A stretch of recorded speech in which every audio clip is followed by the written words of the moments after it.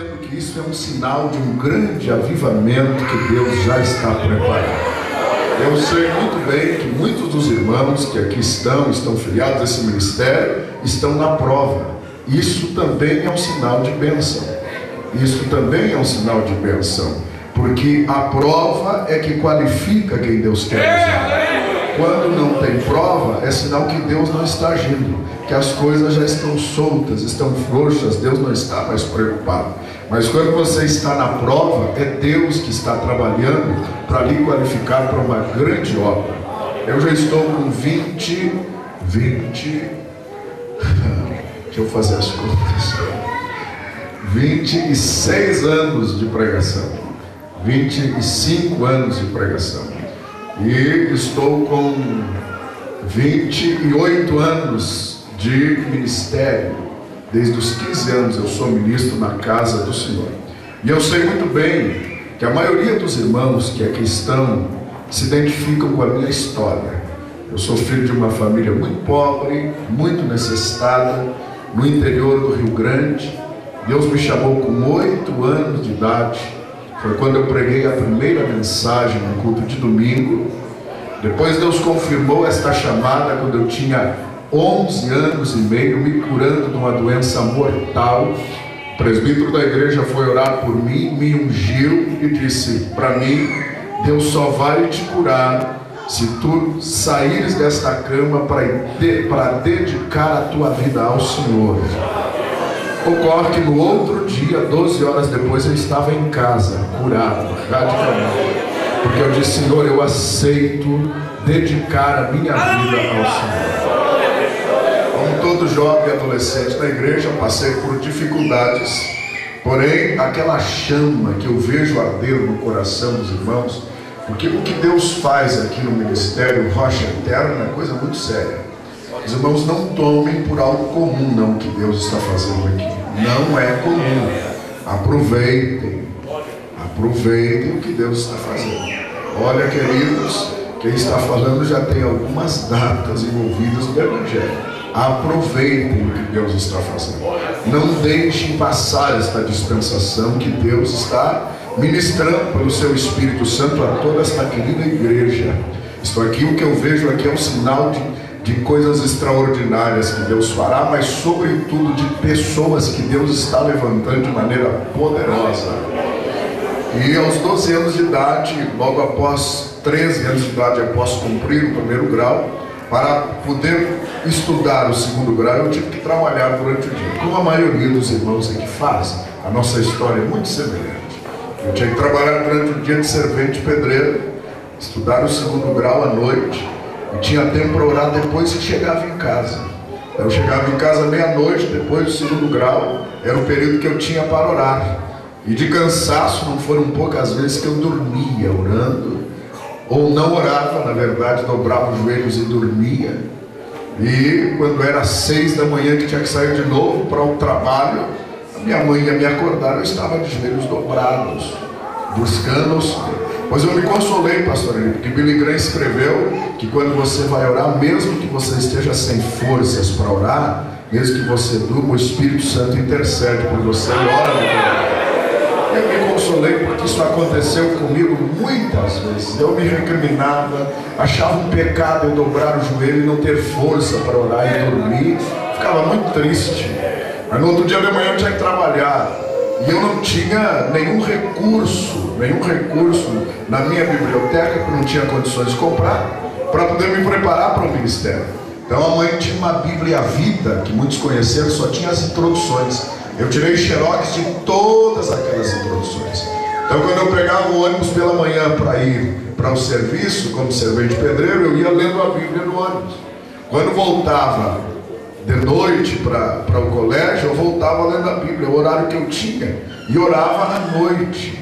E eu sei que muitos irmãos aqui têm chamada de Deus e não têm condições de cursar o Instituto Bíblico, não tem condições ou nem tempo às vezes de comprar outros livros, não conhece. É por isso que eu levei 10 anos escrevendo este livro, sabe? Vamos abrir a Bíblia, queridos. Vamos abrir a Bíblia. Eu anuncio com mais facilidade hoje, Porque eu sei que quando o Espírito Santo age, o que mais dá no coração dos crentes é fome da palavra, é sede. Eu passei esta noite até às 5 da manhã estudando a Bíblia.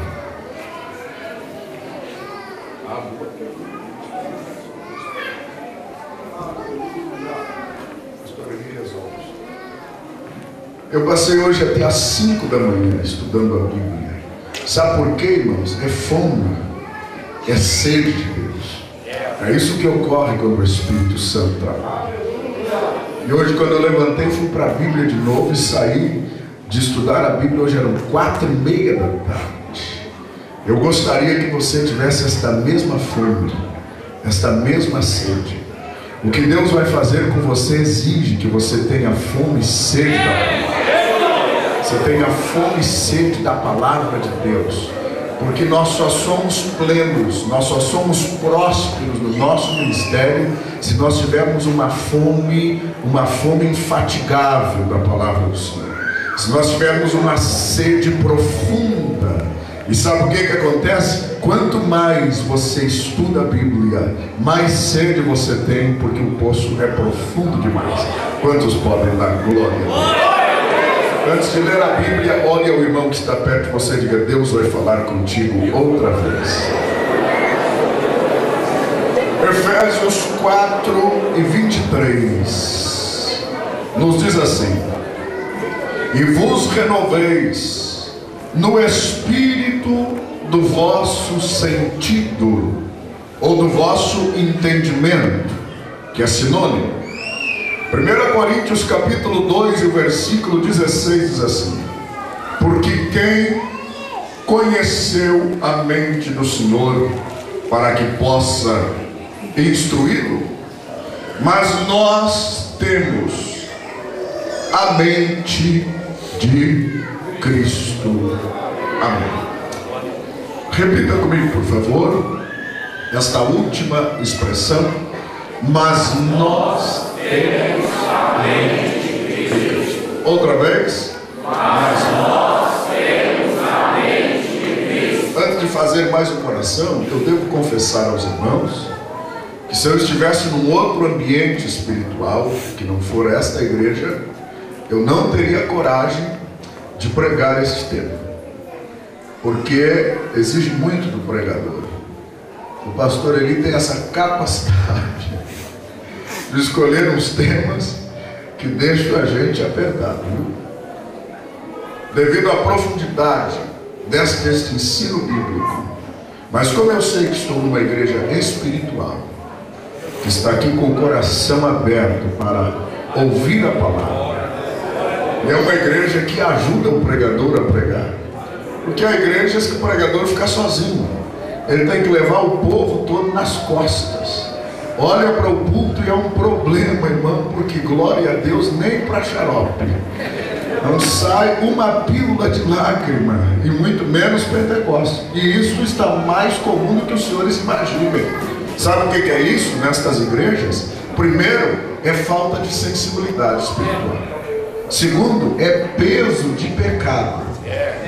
Porque onde o Espírito Santo não age com liberdade, você pode escrever, é peso de pecado.